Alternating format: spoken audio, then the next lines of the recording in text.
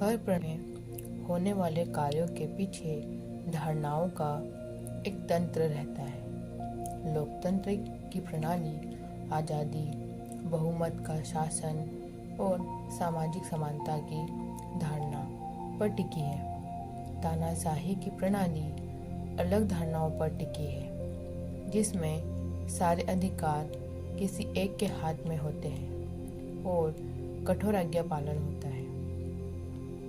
लोकतंत्र में आप कई तरीके सोच सकते हैं ताकि अधिक से अधिक लोग वोट दें, लेकिन इस तरह के बदलाव की उम्मीद तानाशाही में नहीं होती है। यह तानाशाही प्रणाली की पहचान नहीं है। वोट देना ऐसा व्यवहार है जो कुछ तरह की धारणाओं में असंभव है।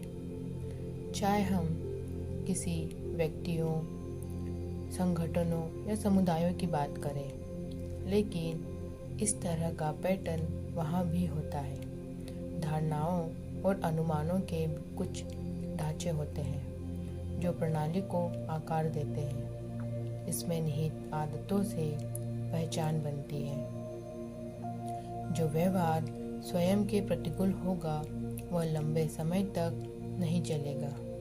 यदि आप अधिक पैसा चाहते हैं और आपकी पहचान उन लोगों में से है जो कमाने से अधिक खर्च करते हैं, तो आप हमेशा अर्जित करने की बजाय खर्च करने में ही प्रवृत्त होते रहेंगे।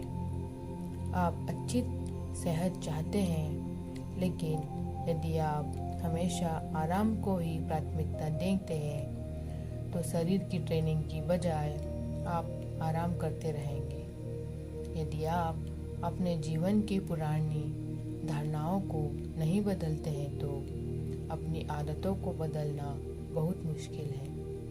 आपके पास एक नया लक्ष्य और नई योजना हो सकती है, लेकिन आप क्या है, आपने उसे नहीं बदला।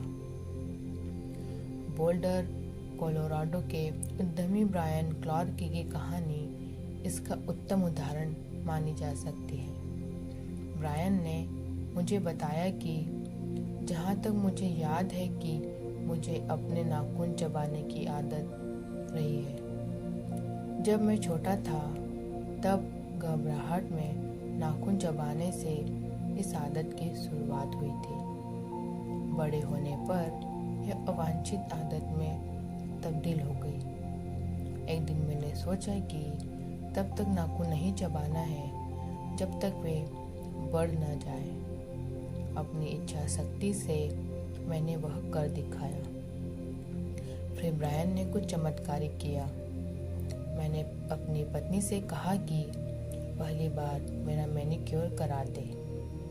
मेरा सोचना था कि यदि मैंने नाखूनों के लिए पैसा देना शुरू कर दिया तो मैं उन्हें चबाऊंगा नहीं, और इसने काम कर दिखाया। लेकिन केवल पैसे के कारण नहीं, मेरे नाखून मैनिक्योर के कारण सुंदर हो गए थे। यह पहली बार मैंने देखा। मैनिक्योर करने वाले ने भी कहा कि मेरे नाखून यदि चबाए न जाए तो ये वास्तव में स्वस्थ और आकर्षक है। अचानक मुझे मेरे नाखूनों पर गर्व होने लगा। यह ऐसा था कि जिसके बारे में मैंने कभी इच्छा तक नहीं की थी, और इसने मुझे अचानक से बदल कर रख दिया। मैंने उसके बाद एक बार भी नाखून नहीं कतरे। इसी कारण से मैं अब गर्व से उनकी इतनी कद्र करता हूँ।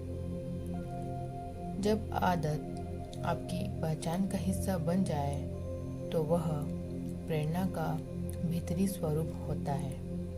यह कहने के लिए एक ऐसी बात है कि मैं इसी तरह का व्यक्ति हूँ।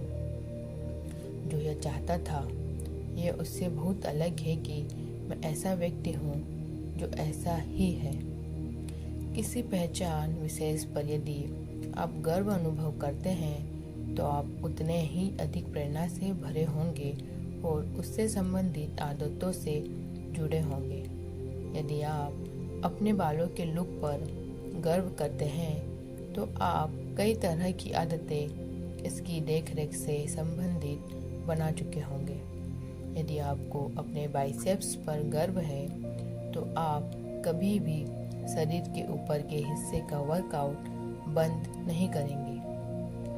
यदि आपको अपने द्वारा बनाए गए स्कार्फ पर गर्व है तो हफ्ते में आप कई घंटे स्कार्फ बुनने में लगाएंगे।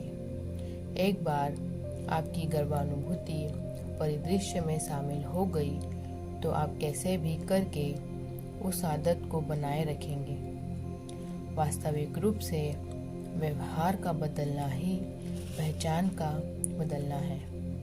आप किसी प्रेरणा से ही आदत की शुरुआत करते हैं, लेकिन केवल एक ही कारण से आप उस आदत में बने रहते हैं, क्योंकि वह आपकी पहचान बन चुकी होती है। हर एक व्यक्ति खुद को जिम जाने 1 या 2 बार सेहतमंद खाना खाने के लिए तैयार कर सकता है, लेकिन यदि आप व्यवहार के पीछे की धारणा को नहीं बदलते हैं तो लंबे समय तक इस पर चलते रहना कठिन होता है। सुधार तब तक अस्थायी होते हैं जब तक कि वे उसका हिस्सा नहीं बन पाते जो आप हैं। धन्यवाद।